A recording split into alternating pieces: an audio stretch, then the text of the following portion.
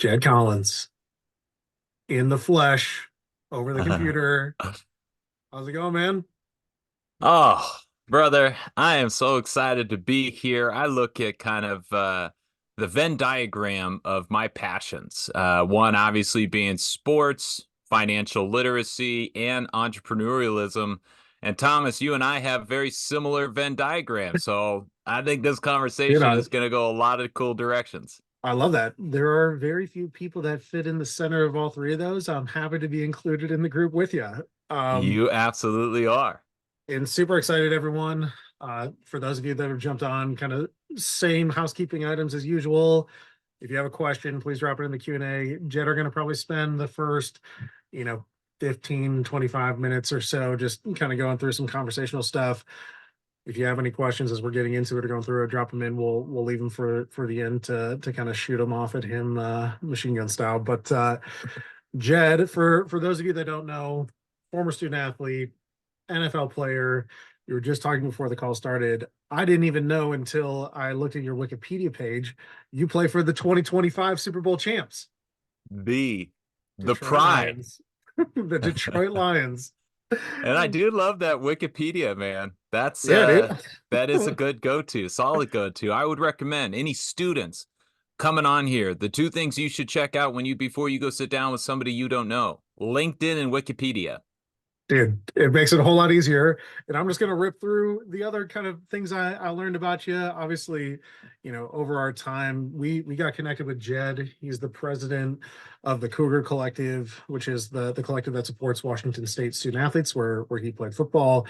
And Jed, I know that you've had an incredible impact on this space, working with thousands of athletes across from high school to the pros. I know you're working and educating, you know, the vast majority of the NFL rookie class that's coming in, soon to be the MLB athletes over in the baseball side.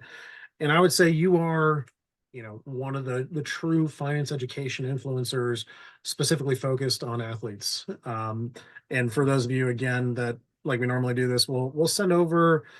Jen has a bunch of materials. He was kind enough to share some of those with us. We'll share them out with the group after the fact.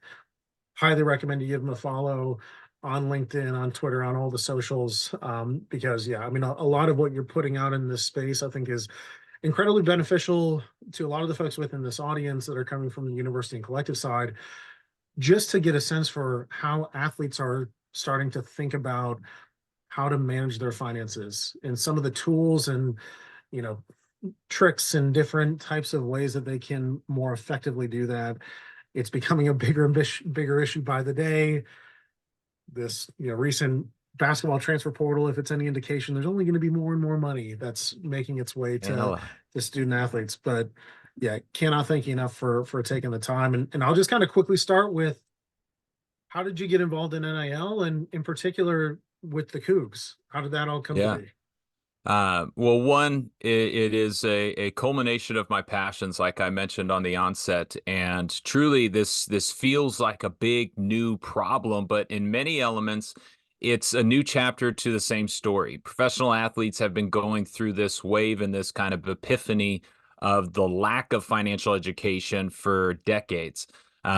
My journey here began 15 years ago when I personally walked into the NFL and got my first paychecks. Now, I love to say my first decision with my money was a great investment, but a very poor financial habit.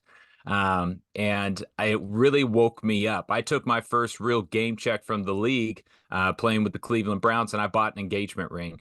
And while people love that story and it's very cute, and 15 years Yeah, later, she's still around, so that's a good that's a thing. great investment, dude.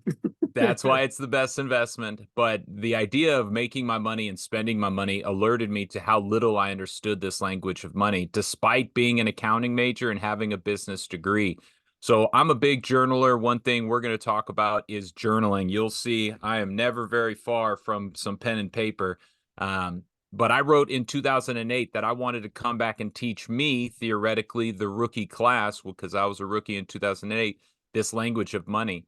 So it's been a 15-year journey for me to kind of get here, become that subject matter expert, and really identify myself in a lane of working with athletes and money. how NIL burst on the scene a few years ago, I actually started getting calls from college athletic departments, one of the biggest being LSU, and saying, Jed, we want you to come in and teach our students about money. To which I said, this is amazing, but why? Like, what is changing? And they said, hey, very quickly, we're going to be starting to pay these athletes, and we want to prepare them and have them have a financial plan in place, to which just absolutely blew my mind. I was very grateful to be at the kind of forefront of this national move. I really think, what we thought NIL was going to be has pivoted, evolved, and changed weekly, if not monthly. And what I really took away from that is this subject I've made my life passion, empowering students to handle these paychecks. I don't help people make money, I don't manage their money. I teach and educate how to handle your money on your own. Great biblical reference. You don't give a person a fish, you teach them to fish. And when I really saw this NIL movement coming, I looked at who was near and dear to my heart. You see one of the other helmets up there being a Coug. I brought it back to Washington State and I said, guys, I don't know where we are on this. I know we're not going to be at that top tier or maybe even second tier competitively financially in this element, but we got to do something. And being at the forefront, I said, hey, we got to jump out ahead of it. And actually, in the first year of NIL, I didn't vote this, but we had one of the greatest returns on investment in one of our first athletes that we got to work on. So we did get to jump into the water. We jumped into the deep end quickly, have learned 1,001 things since. And now I sit and look at every college athlete and soon to be every high school athlete who wants to not just be a business person, but to make themselves a business. They're going to have to identify these fundamentals of personal finance and really the fundamentals of success. And that's fortunately what I get to do.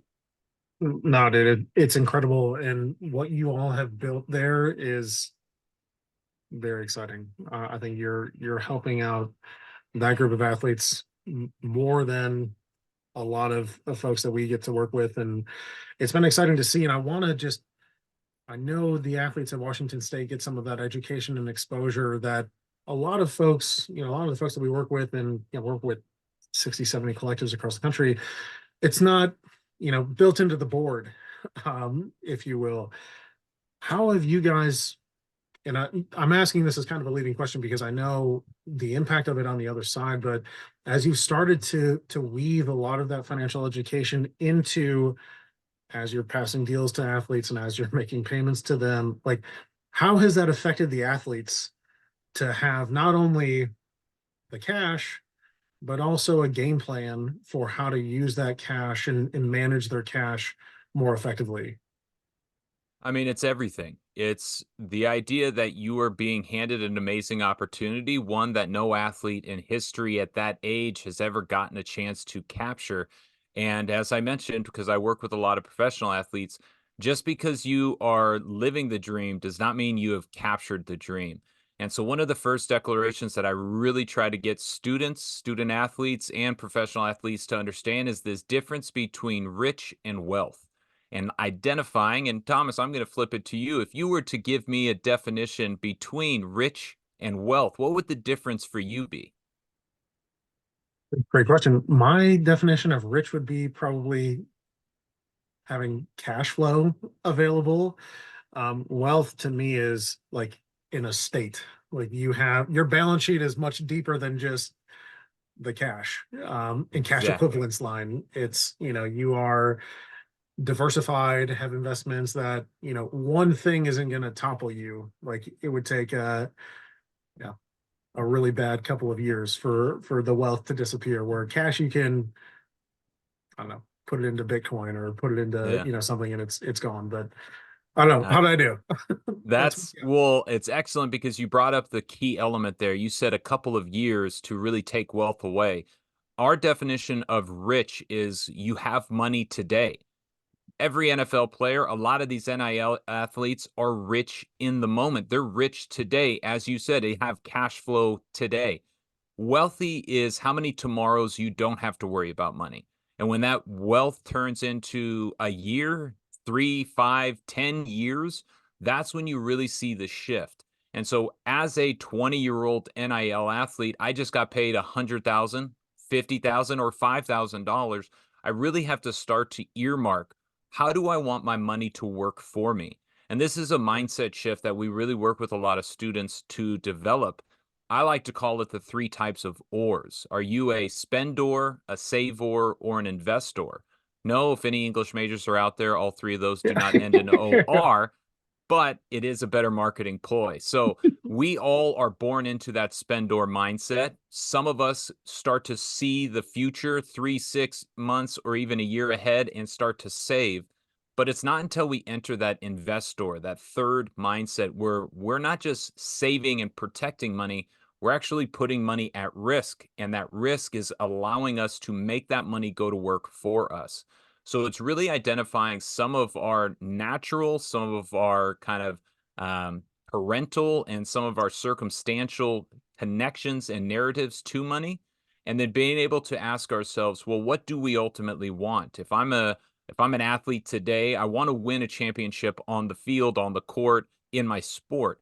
Well, what does winning look like with money? Yeah, it may mean I get a new pair of sneakers, but what does it mean in 3 years or 10 years? Can I Sure. look at my college atmosphere and experience and say, I just got to set up my entire decade of my 20s, possibly even some of my 30s, and take this jump start and this platform that the game gave me and use it? And so, something I How are always tell, you? go Sorry, ahead. no. I was just gonna ask, how are you resonating with like how I don't know, when I was a 19-year-old kid, like I didn't have any money, but if you gave me No, some, like it'd I be just don't know spent. that I would have had the bandwidth to even appreciate, oh, if I would have put that into a money market account or a, Yeah, Apple, or yeah, Amazon, even better, like that it would have meant anything to me like 10 years ago. I'm so far away from that. And I would imagine with a lot of these athletes, these young, men and women, it's tough for them to like, what are the ways in which you are helping to kind of break down those barriers for athletes to really kind of resonate with them on stepping outside of just the immediate? yeah. Well, it is playing into what athletes do best. We are habitual beings by nature. I got to work and play with Drew Brees for 4 years. And if that guy is anything, he is a habit. He is a process oriented human being.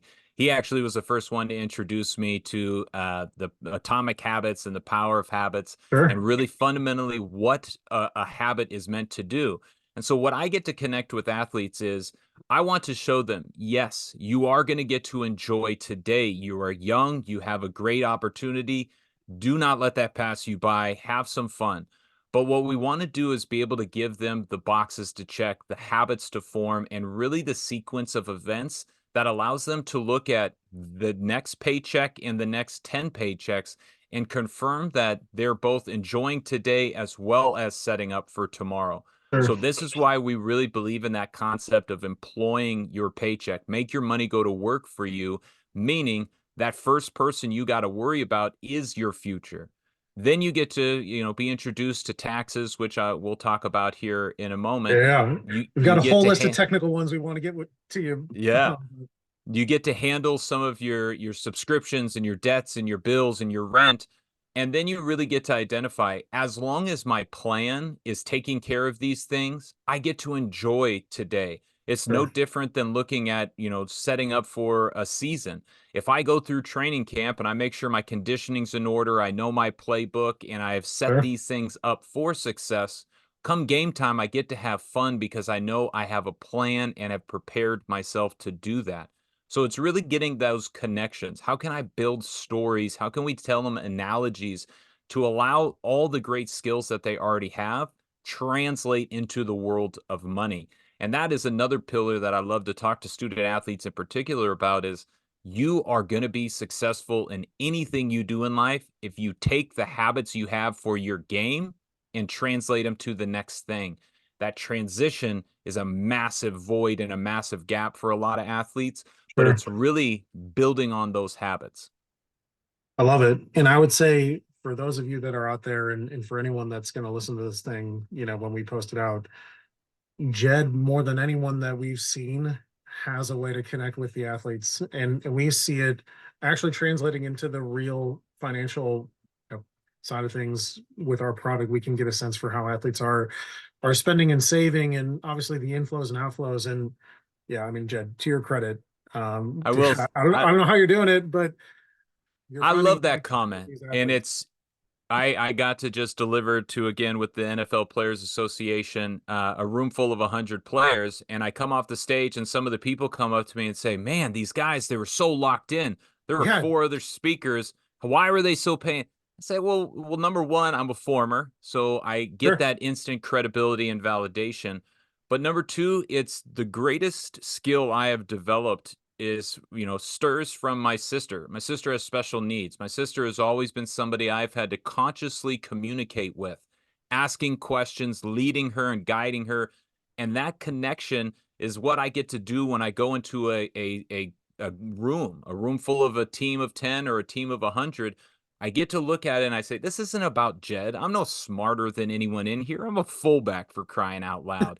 But what I'm here to do is teach you the one step that I have taken, and really focusing on, we're not here to overwhelm or intimidate or impress you. I'm here to make sure you walk out with one thing. And it's really that focus that allows that connectivity. Um, Yeah. and it's been something, hey, if anybody wants to become a better speaker, go get reps. I've done, 1,000 sessions. Well, I mean, a credit to you, Ben, because it's providing really meaningful results to change lives. Athletes, and when we were first starting, it was a lot of money in and money out, and we're actually starting Yeah. to see, particularly the folks that you've had a chance to work with, a true kind of step function change in the way that they're thinking about their financial lives, and it's yeah, really, really encouraging, and you're setting them up for the next They 10 to they 20 are years. the next wave of wealth is these NIL athletes. And I think you meant to say too, the fact that you were again on the Detroit Lions, that has to have something That to help with has the to. credibility point of it too. But awesome, dude. Really appreciate it. I want to transition to some of the more technical Let's questions roll. that we've been getting over the past 6, 8 months. We'll start with the taxes only because you've got 11 days, athletes. Yeah. If you haven't done it already, Knock, knock, um, knock. 1099s, W9s, quarterly tax estimates. I'm sure there's a whole bunch of other, a whole host of others, state, regional, nat like what is when you're starting out on the education side with athletes, how are you helping them to understand kind of the tax world that they're stepping into? Again, I use stories and I use analogies, but whenever I talk about taxes, one, I shifted to the term society. So when we look at our money buckets, our cash management system we help students build, society choice is that tax choice. Why we talk about society is the first thing students need to realize is we are part of the American society. We get things that we take for granted every day provided to us by these tax dollars. Does anybody love paying taxes? No. Should you pay $1 more than you owe? Absolutely not. But looking at the positive things that these taxes go towards allows us to look at the contribution to our society. So that's typically where I love to start. And I always love to look in a room and say, what positive things are going in these dollars? But then I get to use a few kind of analogies to explain the concepts. Everybody helps with Turkey Day, Turkey or Thanksgiving, and everybody says, okay, well, if I have a family of 20, we're having Thanksgiving at our house, I have to go buy a 20-pound turkey, pound for each person. As we look at it, though, 20 pounds never ends up on the table. 20 pounds is not what you are going to eat. You went and bought a 20-pound turkey, but maybe 12 or 13 pounds are actually the meat. You got to remove the bones and the giblets and the goblets. I know some people in California remove the skin. Well, some people in Louisiana just throw the whole thing in a deep fryer. So everybody Yeah. gets to choose their own thing. But as you look at that concept, what I went and bought a 20-pound turkey, I only get to eat 12 pounds. The gross income is what you make. And you need to look at your gross income of $50,000 or $100,000 and identify this is what I thought I make. Your net income is what you take, what actually of that turkey is going to end up on the table. And so we really need to begin that sequence of what comes between my gross income and my net income. The first and the greatest expense you're going to pay throughout your life is your federal income tax brackets. Where this comes is I love using this again, food, easy analogies. an Dude, we can ice talk about cream food all day long, please. all day long. And this is why I love doing it with taxes, because it gives you kind of a silly, fun connectivity. And if I am personally like in person, I sometimes bring ice cream because it plays into the tax brackets. But as you look at your progressive income tax code, what that means is each dollar you make is going to be put into a different bracket. I can use an example around a restaurant. When you walk into a restaurant, you have, your hostess making $10 an hour, your waiter making $20 an hour, the manager or the cooks making $30 an hour, and you start to see the different levels of payment that you have to pay each of these. Your paychecks are no different. The first paycheck of the month is, or of the year, is going to be your hostess, that $10. Then you're going to go into the waiter, that $20. It's going to be a little bit higher. As you add paychecks, you start to pay higher and higher dollar amounts. And so, what our question then is, if federal income tax is going to be our biggest expense, how do we take some of our managers, the highest paid employees, our paychecks at the end of the line, and remove them? And that's when we get into the conversation around deductions and credits. But the biggest thing I like to, and we'll circle back to some deductions here as we are becoming business people. You have a business, you have some deductions. The biggest caveat I like to point out to athletes is we pay this thing called federal income tax. We pay state by state income tax. And then every employee pays something called FICA. And this FICA element is 7.5% to me as the employee, and actually 7.5% to my employer. So it totals out to be about 15.3% to be exact. What nobody tells you as an entrepreneur, I started a business, I work my own hours, I make my own money. Nobody tells you on top of federal and on top of state income, you have to pay the employee and the employer side of that FICA self-employment tax. And so when you look at how many dollars you're making as income before you even get into federal and state, 15% is going to go straight into this FICA self-employment. And so we have to begin to see these dollars, these paychecks, and say, how can I build a habit and start to earmark a certain set of my paycheck towards this society choice, and even having an account that automatically does that for me? You talked about the athletes as businesses. Another question that we get all the time is, should I be a LLC? Should I be an S corp? Should I be Love it. just the run of the mill 1099 contract employee? You've spent a decent amount of time helping to kind of demystify some of those decisions for athletes. Can you walk us through, you know, if you are an athlete stepping into this space, when are the inflection points where you need to start thinking about, am I an individual or am I a business?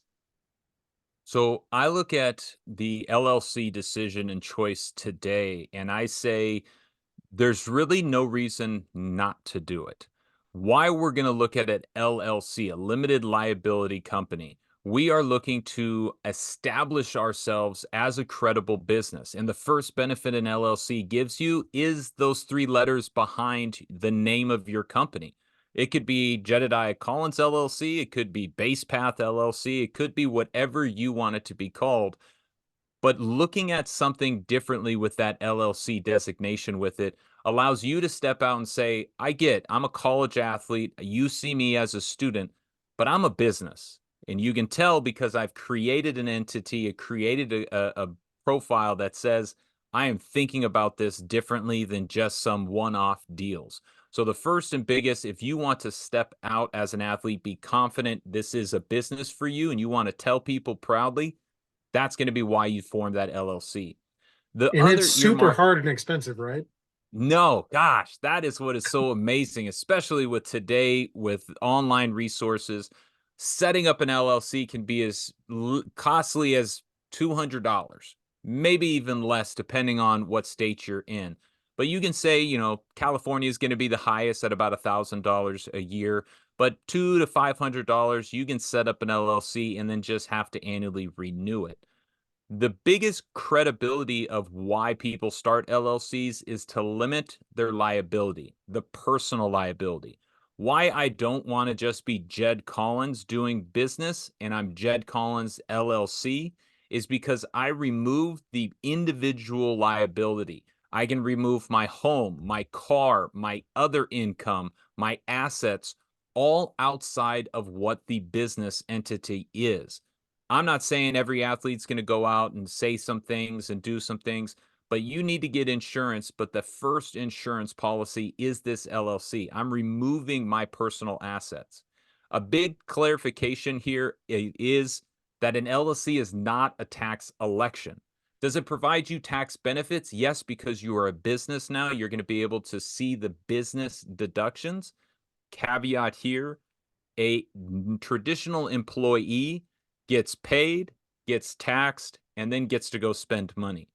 Why you're setting up a business and why everybody says entrepreneurs and self-employed peoples don't pay taxes, not totally true. Again, gets paid, gets taxed, spend money. A business gets paid, spends money, gets taxed.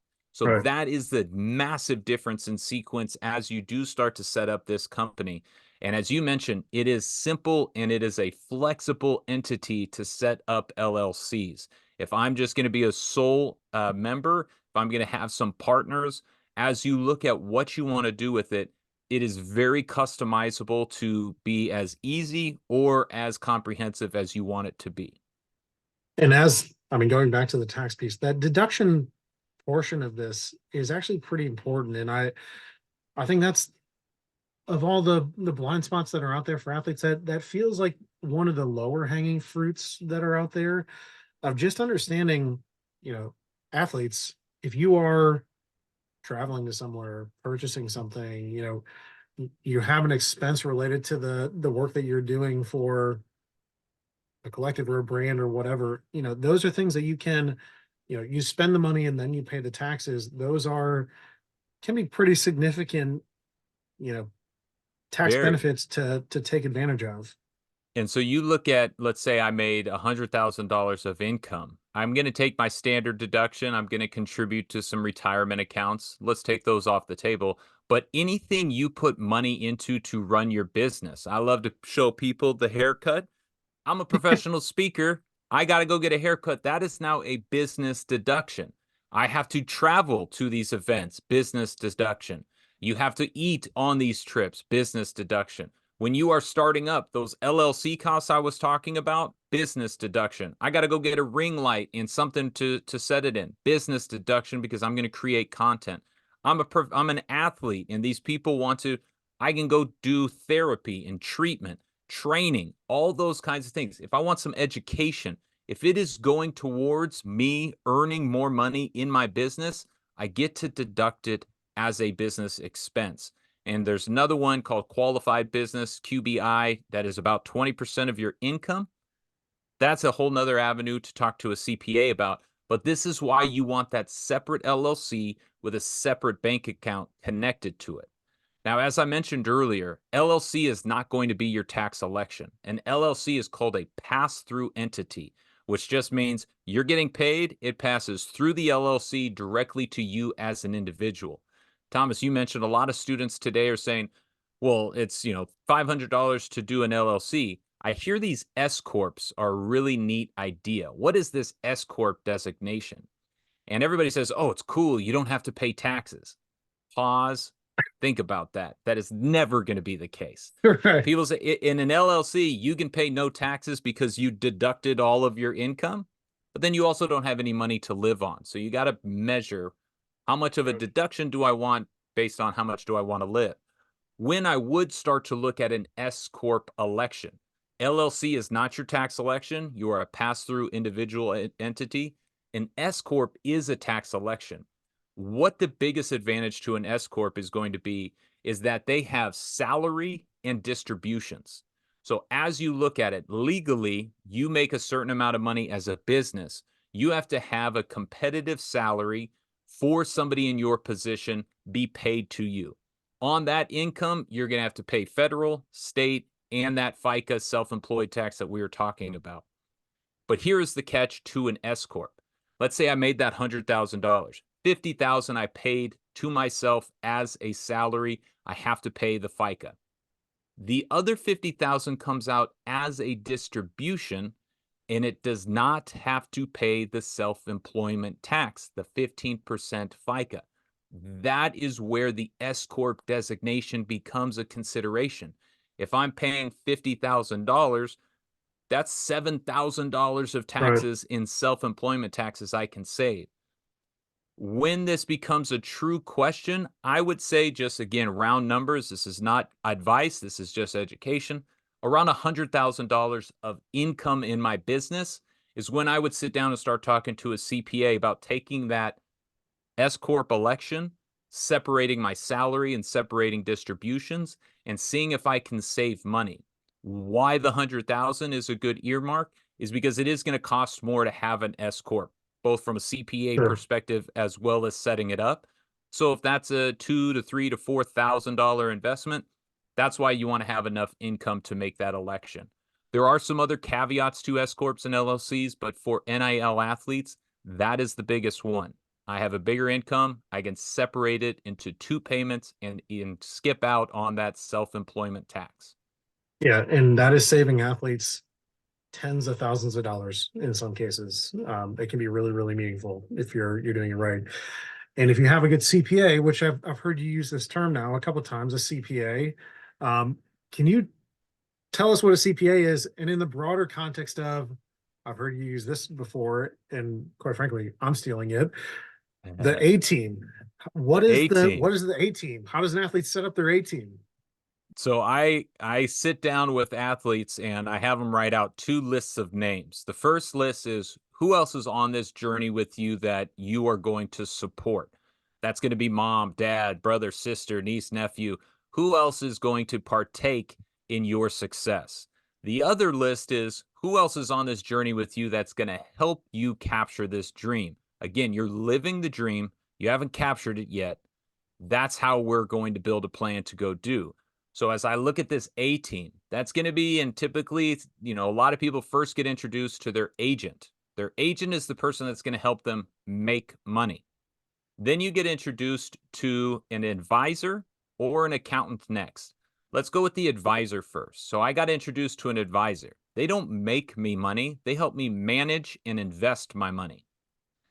The third person is that accountant. And my accountant is going to be my compliance coordinator, the person that makes sure all the dollars are coming in, all the dollars are going out. I'm maximizing my deductions and my credits, and I am filing and complying with the tax code. Advisors have cool ideas, agents have cool ideas. The accountant is going to be the one that makes sure you are up on your taxes and up on your tax code. The fourth person is going to be your attorney. And this is going to be somebody who sets up these legal documents, contracts, even some estate documents to just get better prepared. Maybe I do have some family I want to take care of and build a trust out. Those kinds of elements are with your attorney. And fifth is going to be kind of another form of agent. And that other agent is going to be when I want to go buy a house. I need a real estate agent. So as you look at a business, I am now an NIL athlete. I'm not a businessman. I'm a business, comma, man. Jay-Z said that. As I Love that, look at dude. who, that's great. And as I look at like where I'm going, my agent is the first one to help me make money. My advisor is going to help me create money. My accountant is going to help me file my taxes and make sure I'm compliant with my money. My attorney is going to help protect my money. And then the other people are going to help you make decisions around your money. But these elements, this is how you are being introduced. And remember, there's now 15, 16, 13-year-olds who are becoming these business entities, both in sports, also in social media and YouTube. You are being thrust into this professional world immediately. Having a trusted team, and trust is massive when it comes to Right. building your team. That is going to be a big one. But everybody's going to need a CPA if they are starting to make money over that $100,000 mark. Under that, you can go on these softwares, these tools, TaxSlayer, TaxAct, TurboTax even, and get free or get resources to help file for very cheap. That trust piece is, I think, really interesting. And I've never heard you talk about the two types of lists. How often does the first list mingle with the second list? Because a lot of athletes, the spectrum of their upbringing and where they're coming from and the networks that they have surrounding them is incredibly wide. There are a lot of very successful athletes where that first list ends up kind of becoming part of the second list. Um, how do you help athletes kind of manage because the trust is so tied in? Like, I trust my uncle, I trust my dad, I trust my cousin, I trust my best friend, I trust, you know, and so yeah, if trust is going to be the most important, piece to finding an agent or advisor or manager, I know it doesn't fit into the A squad, but Mm. where and how do you help athletes understand, you know, do you put a hard line in between those two? How do you try to manage those different categories of folks? Because they're both incredibly important, and trust being a part of both of those is something that is going to play a role. No, one of the reasons we write those two lists is I ask them, or I kind of alert them to the two biggest hurdles for you achieving your dream are often going to be these two lists. Everybody points to athletes and goes, "Ah, they bought a car and they bought jewelry and they bought." Athletes are not going broke anymore doing those things. We're becoming too educated and we're seeing the long-term impacts of our financial choices. The first list, the ones of your family, are often where athletes are going broke today, trying to support too many, trying to provide. Everybody says, "You made it, we made it." So, why I want them to write down that list is to really identify who you are willing to support, share, and be a part of, and who you need to start saying no to. I don't put a hard wall in between the family atmosphere and the A team atmosphere. I do give a good call out. And from a financial perspective, I'm a certified financial planner. I always introduce players to the word fiduciary. Fiduciary is a advisor designation that confirms and assures that person is going to put your best interest first. I have a story about, going to a restaurant and ordering from a waiter. Having the food on the menu makes it agreeable, or makes it reasonable for it to be ordered as dinner. Having something be in your best interest is different than just being on the menu. And that's what a fiduciary is held to a different standard. It's not a suitability thing, it's your best interest. And so, where you do start to see that pullover of uncle, cousin, somebody I knew from childhood is going to be on my A team, that's where you really need to be able to set up the conversation where the athlete is now being educated of, that's fine if they're playing that role, but you have to ask them questions and hold them to the same standard as if it was some random person that you didn't know and trust in Sure. that position. Um, we could go on for hours asking Jed Oh, about that's every technical question under the book. I want to leave some time for some of the questions that have come in through the Q&A. all right. We'll start with the first one. Best practices for incoming high school athletes transitioning from high school to college. What are some of the things that you're putting in front of those athletes as they're making that transition? So my best practice is, again, this is what Money Vehicle does, is we set up a cash management tool and system. So the first thing is going to be having them identify society, past, present, future, and your compassion choice. We didn't talk too much about that compassion choice, but that's not just the philanthropic endeavor, which we are seeing a lot of NIL athletes favor that philanthropic impact, but that's also my sister's birthday and Christmas and wanting to go and help a local food drive. All of those things are in that compassion choice. And so what I ask athletes to do as they start getting their first paycheck is earmark them, again, employ their paycheck.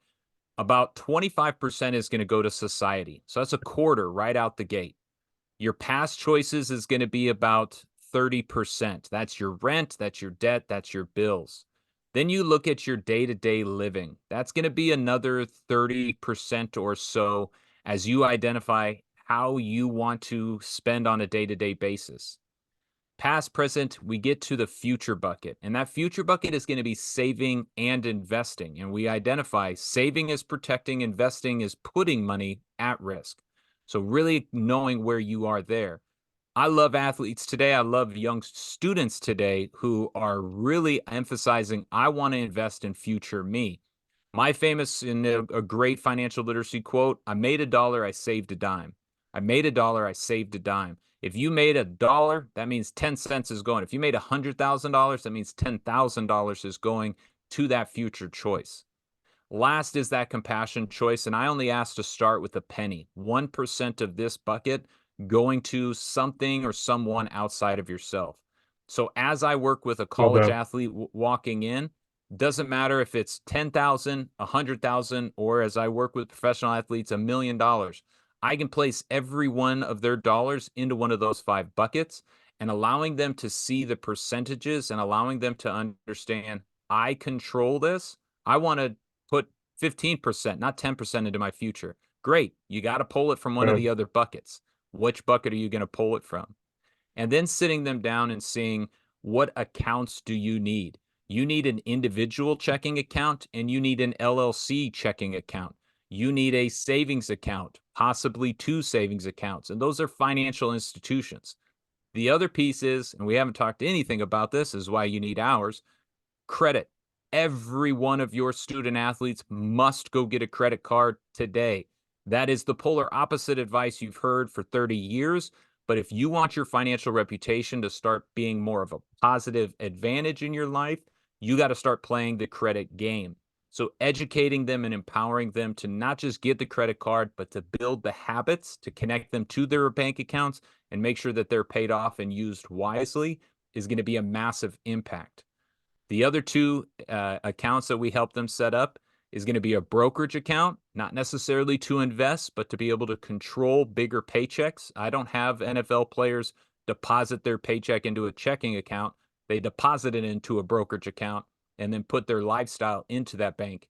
And the last one, really where this mission for me started 15 years ago, is how do we have every one of your NIL athletes create a Roth IRA?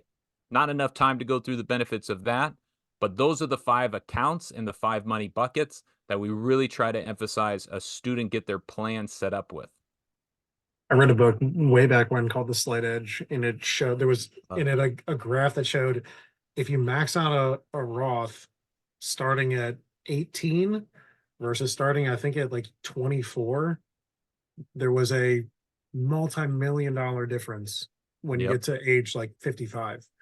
And Um, you even just said like those 3 or 4 years difference between when you're starting that is millions of dollars in terms of implication.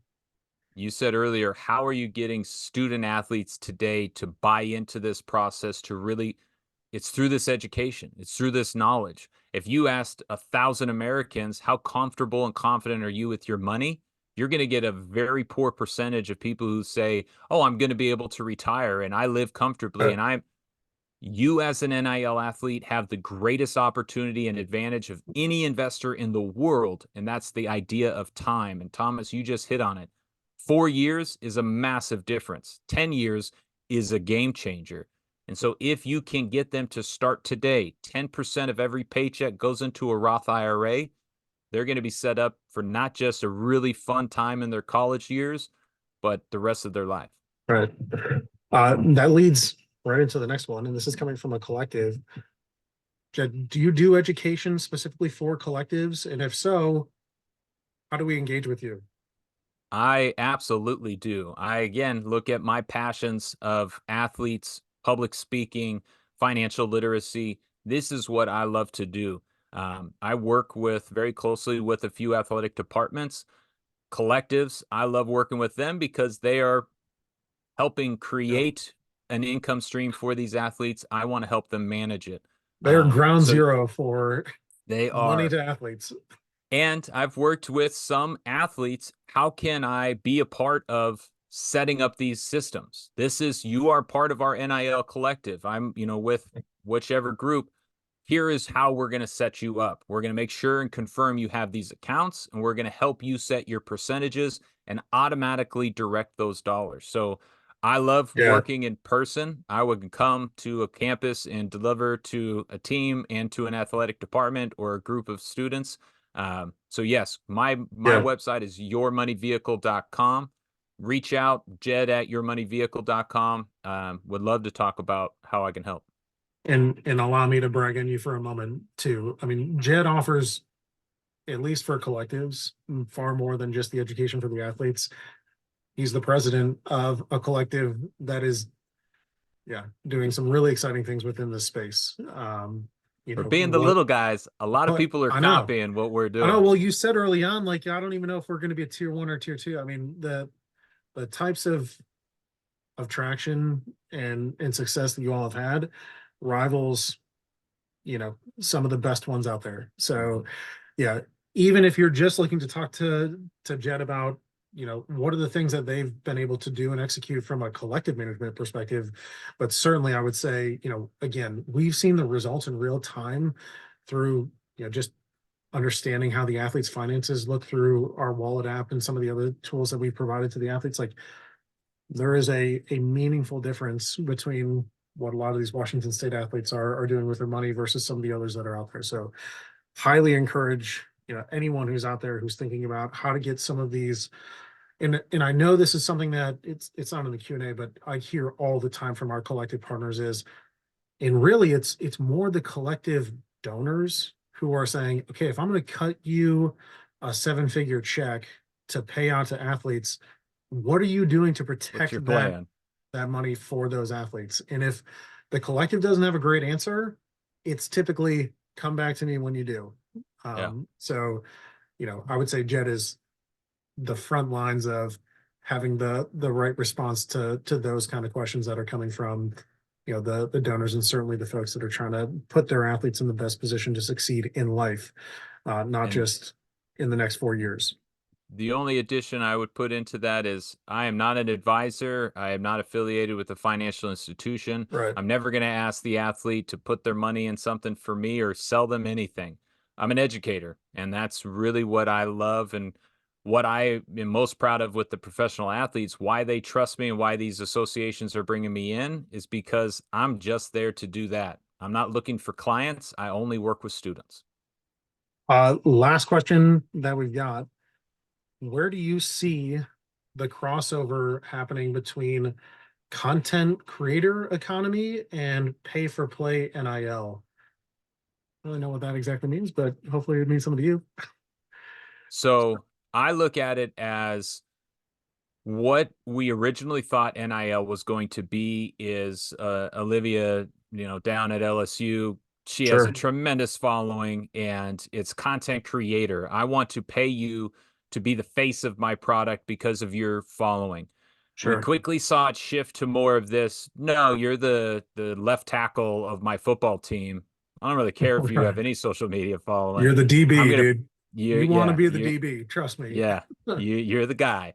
Um, I look at it going forward, and I think honestly, the pay for play is going to level out, and we're going to see a cap on that. I mean, every college athletic department has had to create a salary cap in the last 3 years. I don't know if most people are aware of that, but it's a reality.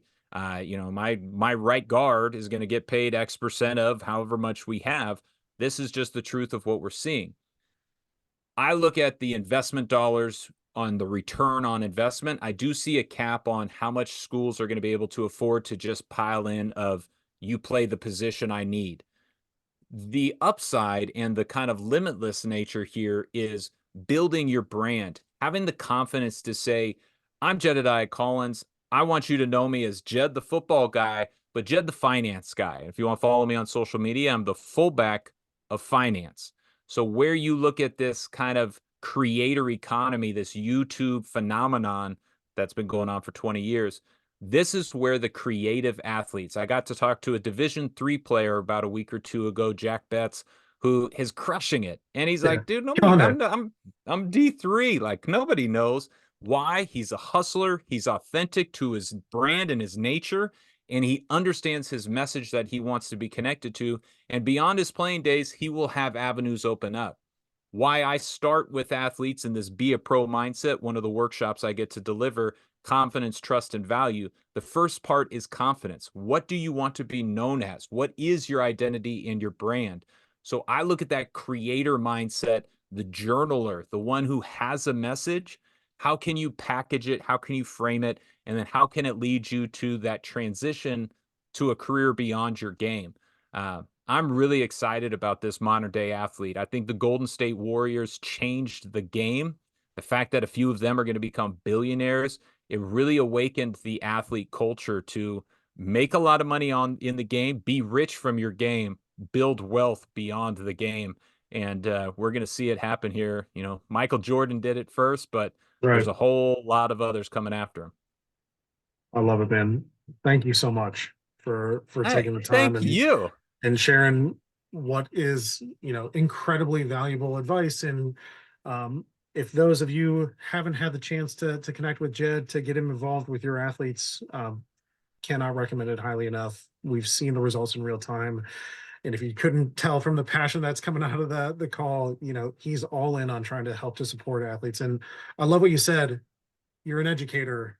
You're not trying to advise or manage the money. You really are here to help the athletes through this journey for their own livelihood and their own friends and family. And it's Thomas, been you really know, exciting the to see. So jump out and be an entrepreneur. It was a lot easier path to just have people hand you their money and go manage it. That's a much easier yeah, income. oh And it's a dude. great career. It's a great career. But no, I chose a unique one. And it just so happens over the last 6 years as I've been down this path that every college athletic department and every high school in America is needing the same thing, and that's financial literacy. So I Yeah, love what you do. I love what the business you have built and the success that you guys are having because you're doing it the right way. And I think we're going to have a lot of collaboration and crossover in the future. So thank you for the opportunity. we really appreciate it, man. As always, we'll send out, everything that Jed talked about here today. We've got a couple of slides that we'll send to you as well that kind of dive into more of the technical stuff that we covered today. We'll have links for how to connect with Jed, and I suspect that some of you guys will be using those soon. But really appreciate it as always, dude. Thanks so much for joining. Everyone else, really appreciate being a part of this. Thanks for the questions, and we'll see you in a couple of weeks. Enjoy the day.